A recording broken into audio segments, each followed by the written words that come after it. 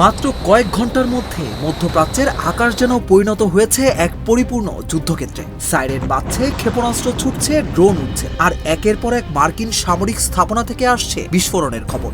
Iran এমন এক দাবি করেছে যা শুনে ওয়াশিংটনের নিরাপত্তা মহলেও শুরু হয়েছে তীব্র আলোচনা। তেহরান বলছে তাদের ক্ষেপণাস্ত্র ও ড্রোন হামলার লক্ষ্য ছিল মধ্যপ্রাচ্যে থাকা আমেরিকার 18টি গুরুত্বপূর্ণ সামরিক ঘাঁটি।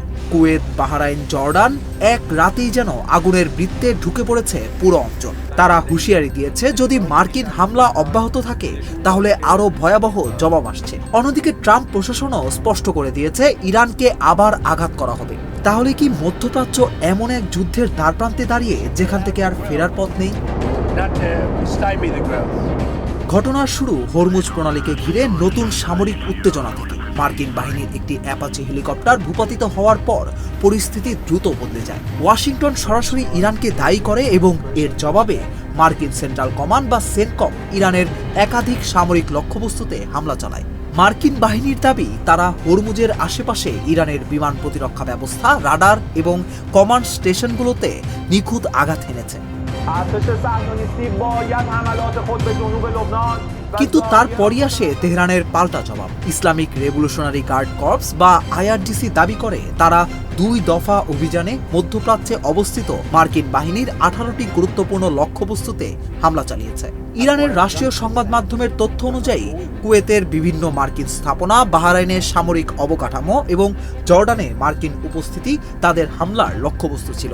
এমনকি বাহরাইনে অবস্থিত মার্কিন নৌবাহিনীর 5th ফ্লিটের যোগাযোগ ও রাডার স্থাপনাও আঘাতের মুখে পড়েছে বলে দাবি করেছে তেহরান। হামলার খবর ছড়িয়ে পড়তেই বাহরাইন জুড়ে বেজে ওঠে সতর্কতা সাইরেন।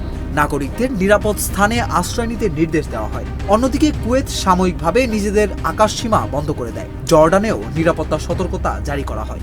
এর মধ্যেই ইরান আরও বিস্ফোরক ঘোষণা দেয়। তারা দাবি করে বিশ্বের অন্যতম গুরুত্বপূর্ণ জ্বালানি করিডোর হরমুজ প্রণালী বন্ধ করে দেওয়া হয়েছে। যদিও মার্কিন সেন্টকম বলছে বাণিজ্যিক জাহাজ চলাচল এখনও অব্যাহত রয়েছে, কিন্তু বাস্তবতা হলো এই ঘোষণাই বিশ্ববাজারে নতুন উদ্বেগ সৃষ্টি করেছে। এদিকে প্রেসিডেন্ট ডোনাল্ড ট্রাম্পও কড়া বার্তা দিয়েছেন। তার ভাষায়, আমরা তাদের গতকাল আঘাত করেছি, আজও করব। অর্থাৎ দুই পক্ষের কেউই আপাতত পিছু হটার ইঙ্গিত দিচ্ছে না। একদিকে আমেরিকার যুদ্ধবিমান, অন্যদিকে ইরানের ক্ষেপণাস্ত্র ও ড্রোন। একদিকে নতুন হামলার হুমকি, অন্যদিকে আরও বড় প্রতিশোধের ঘোষণা। মধ্যপ্রাচ্যের আকাশে এখন বারুদের গন্ধ। আর পুরো বিশ্ব তাকিয়ে আছে একটাই প্রশ্নের দিকে।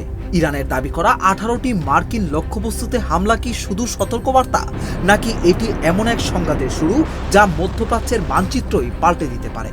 পরবর্তী কয়েক ঘন্টা হয়তো সেই উত্তরই নির্ধারণ করবে।